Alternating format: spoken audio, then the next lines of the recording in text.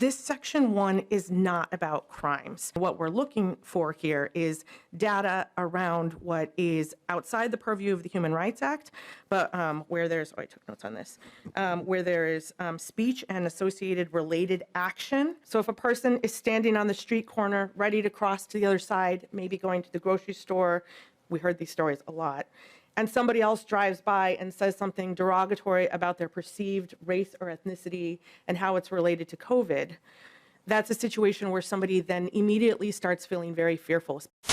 Niska. Thank you, Madam Speaker and Representative Vang. If a Minnesotan writes an article claiming or arguing that COVID-19 is a Chinese bioweapon that leaked from a lab in Wuhan, and someone reports that article to the Department of Human Rights, is that something that the Department of Human Rights should put in their bias registry under your bill? Representative Vang.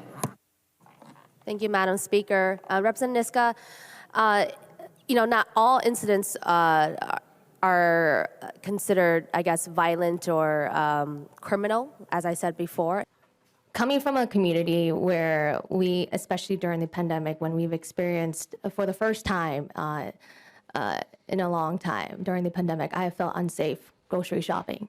And so this clearly, if with the rhetoric that we have seen since the pandemic and regarding accusing Asians of bringing in the coronavirus, that is bias motivated. And so that can be considered a bias incident.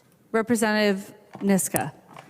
Thank you, Madam Speaker. I think I heard yes to that, which is very troubling to me, that someone making a factual argument along those lines, I think is something that's within political discourse would be included in the Department of Human Rights database. Let me ask you another question, though, if Representative Vang would yield.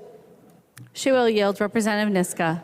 Thank you, Madam Speaker. And Representative Vang, if a Minnesotan is wearing a T-shirt that says "I love J.K. Rowling" and someone sees that and reports them to the Minnesota Department of Human Rights as an example of gender identity or gender expression bias, is that something that the Minnesota Department of Human Rights should put in this bias database? Representative Vang. Thank you, Madam Speaker and Representative Niska.